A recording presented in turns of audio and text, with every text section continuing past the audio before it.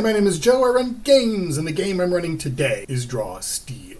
This is the first campaign diary of my new Draw Steel campaign called A Study in Effluence, which means drippy stuff. I'm going to run through the first session, and good news. There's a moral to this story. There's a lesson to be learned. And the good news is, I'm not going to make you wait for it. The moral of this story, and you already know this if you run a lot of games, is this. You won't get as far as you think. You will be lucky if you cover half of the material that you have prepared for your game. If you don't run a lot of games, you might be thinking, not me, but you. More on that later. For now, we begin our study in Effluence.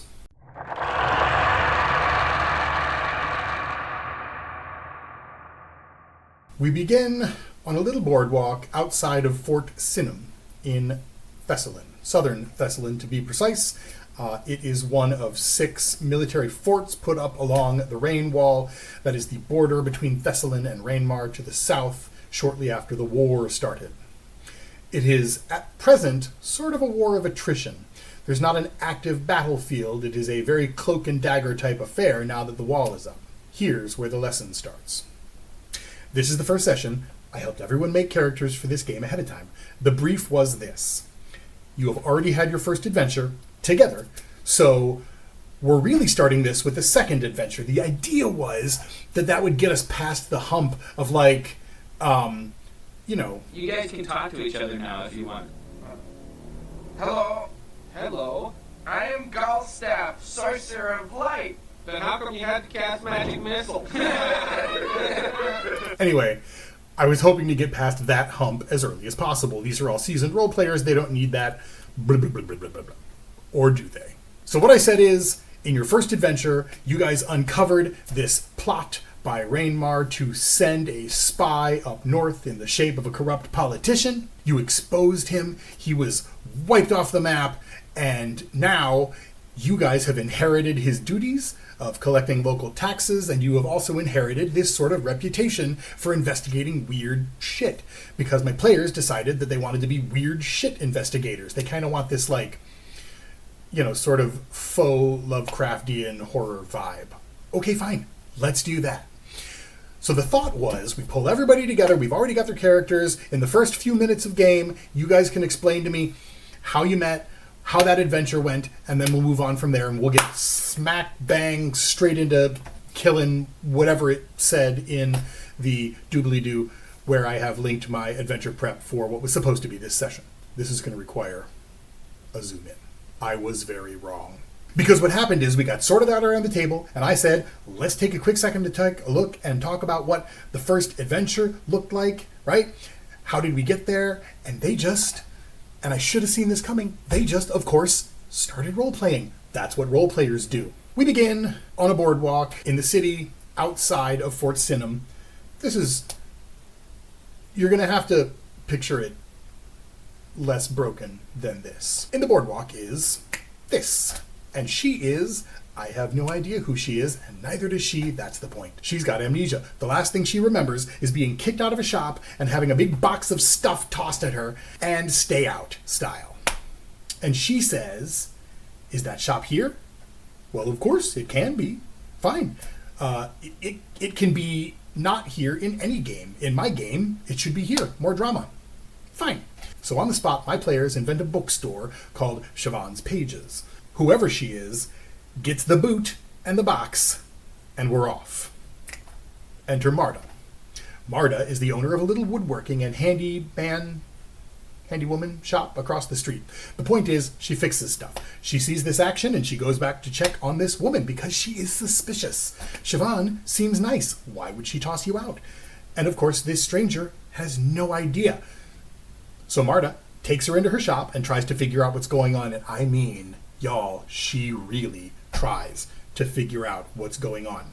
She looks at her boots. Are they nice? Are they cheap? Are they new? Are they worn? Does she have calluses on her hands? Does she have scars on her hands? And we learn some things. She does, in fact, have burn scars on her left hand. She has very worn shoes, and she has no idea who she is. Meanwhile, outside, we meet a new character. This is Vanish, because he was never here. Vanish saw what went down on the street, and he had a completely different thought. He thought, what is going on in that shop? that made someone want to kick that lady out? Vanish has a criminal background. He is much more suspicious than Marta, so he heads inside to see what's up.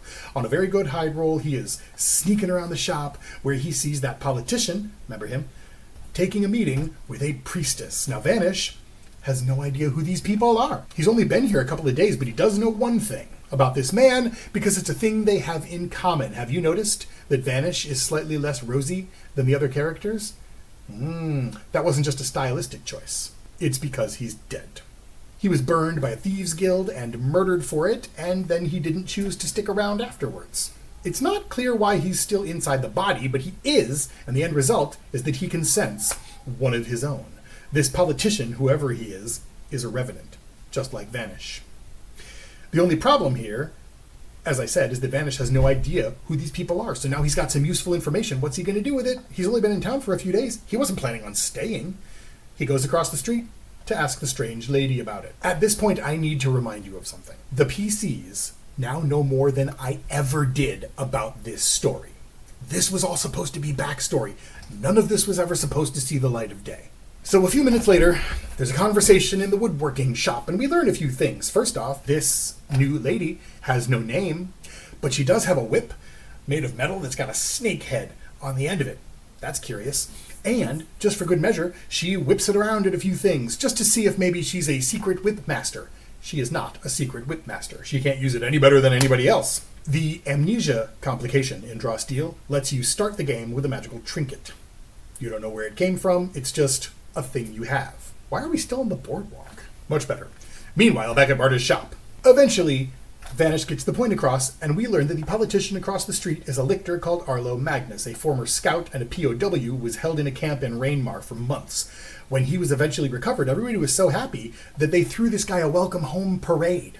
Right? He's pretty popular. The woman he was speaking with was Sister Cavino. She maintains a shrine to Pegum Pater Orionos, the Earth Father of Thessalon, one of the most popular gods in Thessalon. It's not the main temple in town. The main temple in town is inside, sort of attached to the fort. It is run by the military chaplain, but there are several smaller shrines in town dedicated to other gods and the occasional elevated saint, and Sister Cavino runs one of those. She's sort of like a surplus priestess, something like that. But she and Lictor Arlo have no public relationship? That's weird. I mean, they're allowed to talk, but why were they talking in secret in a bookstore? That's not the big reveal here, of course. The big reveal is that the Lictor never made it back from the POW camp. Not alive, at least. Now, you might not know this. Some of you do. But in Draw Steel, humans have the ability to detect supernatural things by default. That's because the default setting of Draw Steel is in Orden, and it's a thing that humans in Orden can do. It is also true in my campaign setting, though for completely different reasons. If it is not true in yours, I would suggest giving humans something else cool. If you jump in the MCDM Discord, links in the doobly-doo, there's going to be all kinds of people talking about how they have modified this stuff for their campaign setting.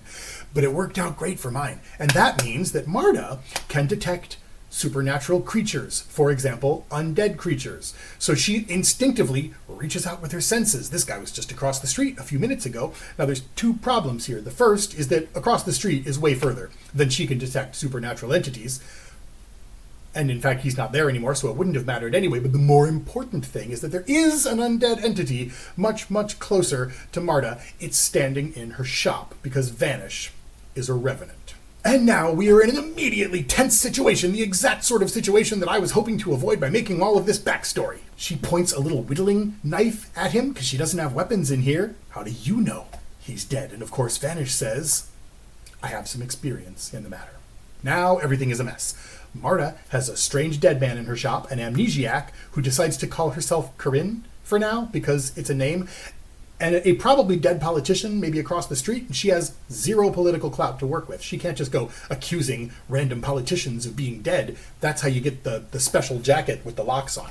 So the three of them decide to pack up and go see Marta's old military commander, Titus. Fun fact, Marta was a Fabri in the Thessalon military. Fabri means she makes things. She wasn't a soldier, though she did go through basic training. Everybody goes through basic training, so, she can kick a little bit of ass, but not a lot of ass.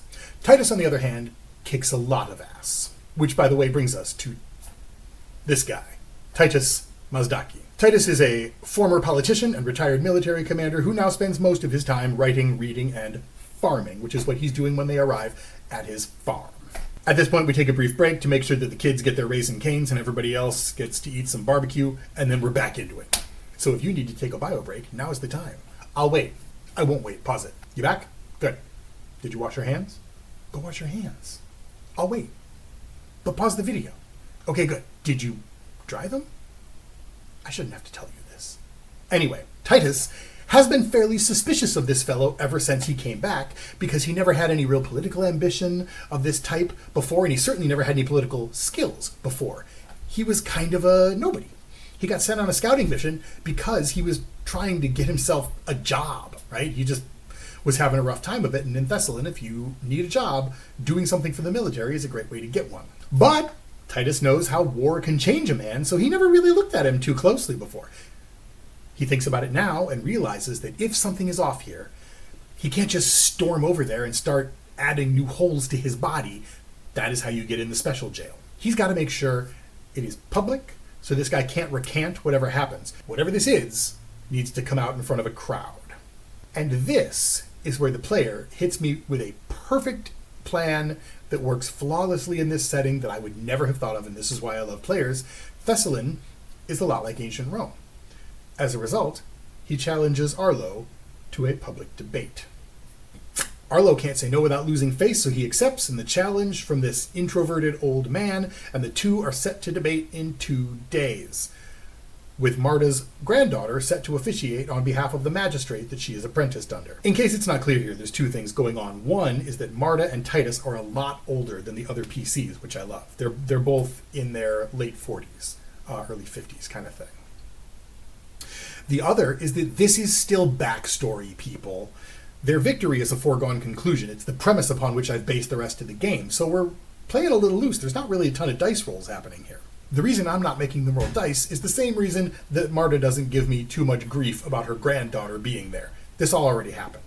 Also, Marta at this point is still just a normal person, because she didn't want a long heroic backstory. She had something else in mind. On the day of the debate, Corinne is watching the crowd, and Vanish is hidden among the crowd. Marta is near the front, and of course Titus is on stage with Arlo. We also notice that Sister Cavino is in the crowd and giving Corinne the eye. This is all very mysterious until another Sister Cavino shows up, and the first one is revealed to have been Vanish in disguise the whole time. That's right, Vanish isn't just a shadow.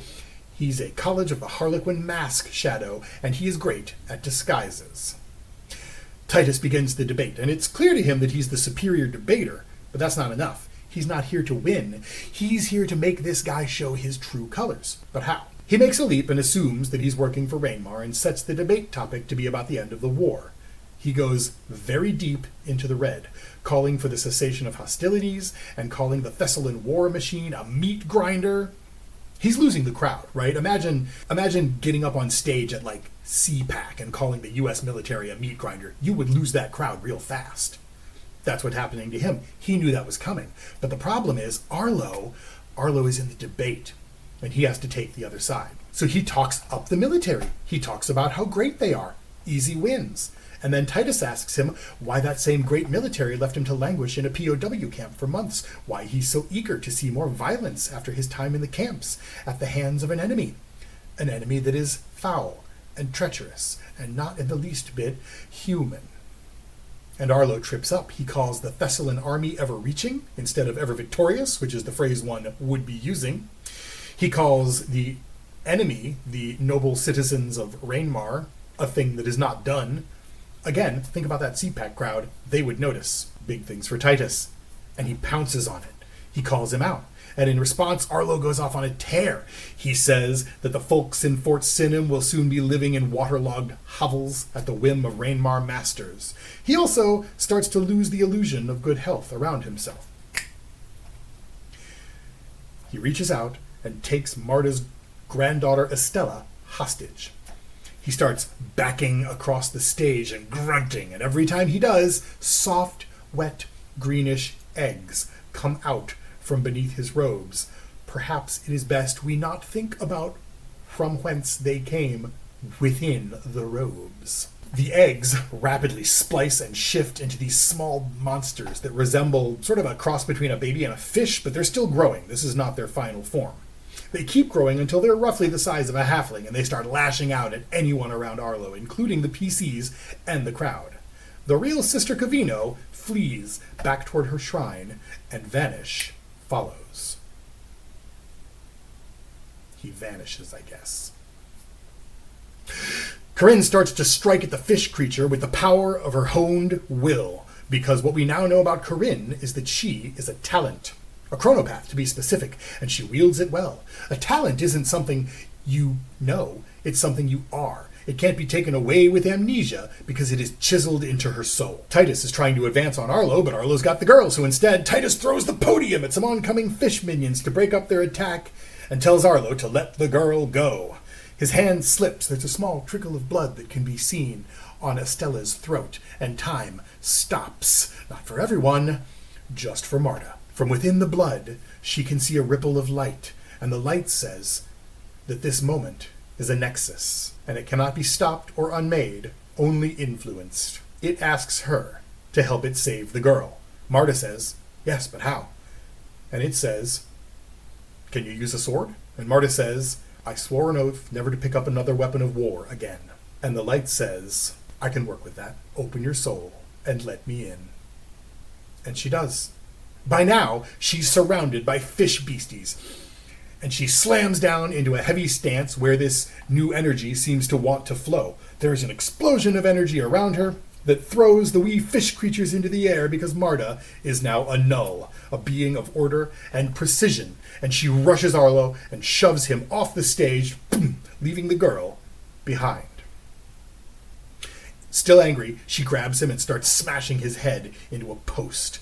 Titus calls for her to stop, and he has to use her full government name, Rose Marta. I think he maybe even threw her rank in there. It was good. So she does stop. Between Corinne and Titus, the fishes are dispatched, and that is the end of that. Sort of, because Vanish went somewhere, didn't he? Vanish broke into Sister Cavino's house and confronted her. She's terrified and says that she thought Arlo was acting on behalf of certain groups within Thessalon that wanted more political power, but she never would have guessed that he was something so awful. She tells him that she'll go down to the square and help heal the wounded as part of her penance, and he agrees. Fine. Within an hour, soldiers have come to take Arlo away and lock down the area, and within an hour of that, Titus, and anybody who's with him, is called before the Praetor, who is the military commander in charge of the fort proper. They wisely decide to leave Vanish out in the square, and only Titus, Corinne, and Marta go inside. The Praetor is a dwarf woman called Kule Gova. The thing that Titus knows that the other characters don't know is that Kule is actually a rank from a dwarven military. It's like a dwarven commander. So what that means is that she was formerly in the dwarven army and is now in the Thessalon army, and is somehow still using her rank from the dwarven army as a signifier. No idea what that's about. No idea why she's allowed to do that. What we do know about her, for sure, is that she does not like her post here. She has been very loud and very vocal about disliking it, but here she is. And she hates everything about this situation, especially because there's paperwork involved, but she does thank Titus and his associates for their assistance. She lets them know, however, that now that Arlo is dead, somebody is going to have to collect taxes for her, and she makes it their problem. Congratulations, you now have a government job. Titus agrees as if he had a choice in the matter, and she lets him think that he had a choice in the matter. Which takes us to not only the end of the session, but also to the part that I had expected would be the beginning of the session. The PCs now have a tie to the local government, a reason to be here, and a reputation for investigating weird stuff. So, I guess tune in next time to see if we finally get to use some of that work I prepped. Which reminds me the moral of the story. You can do all the prep work you want, but no plan survives contact with the PCs. And if they show up at the table and they want something else, you just have to roll with the punches and do the best you can. If you thought this sounded cool and you want to play Draw Steel for yourself, there will be a link in the doobly-doo to the MCDM page for this game. If this story was interesting for narrative reasons and you want to hear more stuff like it, I wrote a book set in this world, and there will also be a link in the doobly-doo to my website where you can read most of my book for free, one chapter a month. You can also buy the thing if you like, and those links are on that website as well. So that's all. A moral, a backstory, some links. Tune in next time, and we will draw more steel.